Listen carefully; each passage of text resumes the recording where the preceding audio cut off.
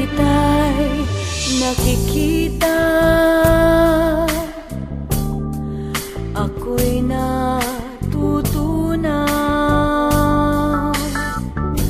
parang ice cream na bilao. Gabi, 14 lang ako at mag-isla ako. Sorry lang ba ang masasabi mo? 16 lang ako, pero ama na ako. Hanggang kailan ka inosente? 14.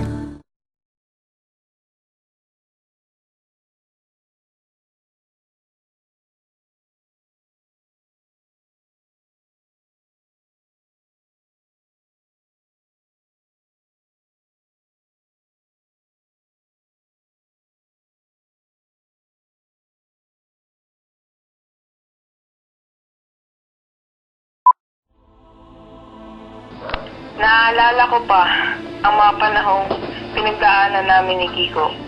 Mga panahong puno ng hinagpis at paghihirap. At marahil dahil sa aming mga pinagdaanan, kaya mas lalong tumatag ang aming pagsasama. Ngayon, nawala na siya sa aking piling. Nais kong ibahagi sa inyo ang sinulat ng aking asawa, ang Florante at Laura.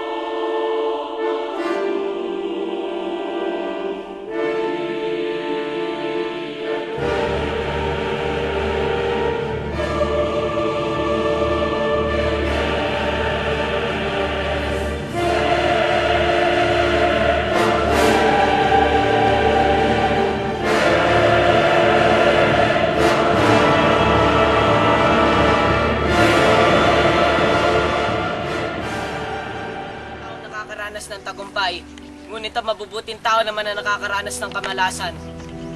O aking Diyos Ama, nasan ang iyong awa?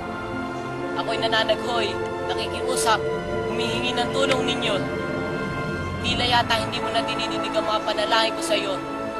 Hindi ko na tuloy maalis sa aking isipan na ayaw na akong tulungan. Patawarin ninyo akong lahat dahil hindi ko napaglaban ng ating kaharian laban sa taksil at walang awang si Adolfo. Tila yata wala na nagmamahal sa akin. Napakapait ng aking buhay. Paalam na Albania, aking sinilangan. Diyos sa aking Ama, kung gusto niyo talaga ako magdusa, isang bagay lang ako hihilingin sa inyo. Isagin niyo na lamang sa puso ni Laura na nandito pa rin ako, patuloy na nagmamahal sa kanya sa gitna ng hirap at pagdurusa. Florante, bawat sandaling hindi kita kapiling ay katumbas na maraming taon sa akin. Aking Laura, huwag ka na mag-alala sa akin pagbisan. Ipabaon mo na lang sa akin iyong mapagpalang kamay upang hindi ako mapahamak. Mag-iingat ka doon. Hindi ko mapapatawad ang aking sarili kapag may nangyaring masama sa'yo. Paalam na, aking Laura. Paalam. Mag-iingat na ako para sa'yo. Paalam. Si Laura na lamang natitirang tao sa aking buhay. Ngunit sa kasamaang palad ay nasa kandungan na siya ni Adolfo. Aking Laura, hindi ko akalaing sasayain mo ang maraming luhang ginugol mo sa akin. Laura! Laura! Mahal ko! Paalam na Adolfo Malupit at Laurang Taksil. Paalam sa inyo.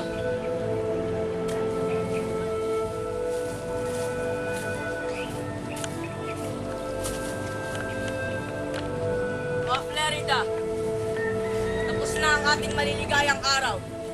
Fleridang mahal ko, patawad ko hindi ko na ipaglaban ang ating pagmamahalan. Bakit ikaw pa, Ama? Kung iba lang sana ang umagaw sa akin, Flerida, dati ko pa sana siya sinawi.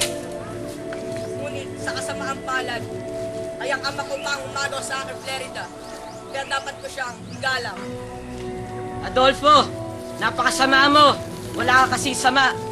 Inagaw mo ang korona ni Haring Linceo upang magawa mo iyong ninanais. Pati si Duque Briseo na aking amay, iyong dinamay. Tama ba ang naririnig ko? May iba pang tao dito sa gubat maliban sa akin. Marahil ay guni-guni ko lamang iyon. Katawan mo, amay, aking namamalas. Ngayon ang bunso mo'y lugami sa hirap. Awa kayo. Tapusin mo na. Sino na nanaghoy sa ginutong ilang? Marahil ay guni-guni ko lamang iyon. Laurang mahal ko, ama ko. Mukhang pareho pa kami pinagkaitan ng tadhana sa pag-ibig. Sino kaya ang taong iyon? Maawa kayo. Ayoko mamatay na wala sa piling ni Laura. Wag!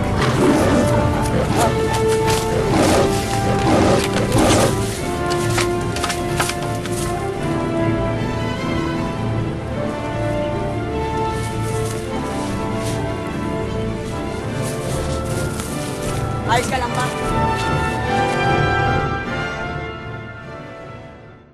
Sino kaya ang lalaking ito? Laura, mahal ko. Ikaw ba yan? Sino si Laura? Sino ka? Nasa si Laura? Ako si Aladdin, ang prinsipe ng mga Moro. Sino ang Laura? Tayong dalawa lang marahil ang tao sa mapanglaw na gubat na ito. Kung gayon, ako nga pala si Florante ng Albania. Siya nga pala, may dala ko rito na pwede nating makain. Hindi na, salamat na lang. Taga-Albania ka, at Moro naman ako. Tayo ay mortal na magkaaway. Ngunit ngayon,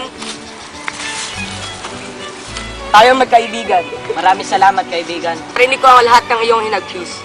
Kung iyong mamarapatin, maaari ko bang malaman ang lahat ng iyong problema? At baka sakaling may maitulong ako sa iyo. O sige, kaibigan. Iuulat ko sa iyo ang nangyari sa akin buhay simula pa lamang nung bata pa lamang ako.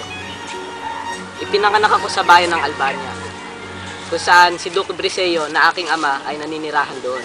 At si Prinsesa Floresca na akin namang ina ay naninirahan sa Crotona. Noong sagol pa lamang ako, ay muntik na akong dagitin ng isang buwitre.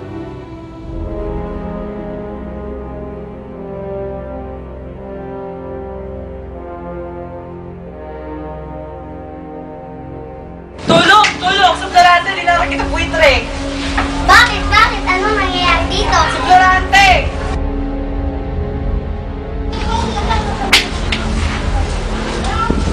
Maraming salamat at iniligtas mo si Florante Menalico. Maraming salamat at iniligtas mo ang iyong pinsan. Wala pong anuman, prinsesa.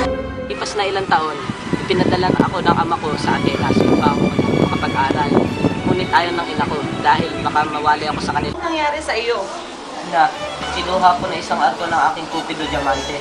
Nakakalakad na. Nakuha na isang arkon ang Cupido Diamante na nasa dibdib ko. Buti na lang hindi ako napahamak. Bakit kailangan malis ni Florante? Dahil mas maganda ang pagtuturo roon. Kung hindi siya mag-aaral, ano na lang ang kanya magiging kinabukasan. Ngunit walang mag-aalaga sa kanya roon. Aalagaan siya ng kanyang mga guro at kaibigan doon. Florante! Florante! Pinapatawag ka ng iyong ama. Bakit daw?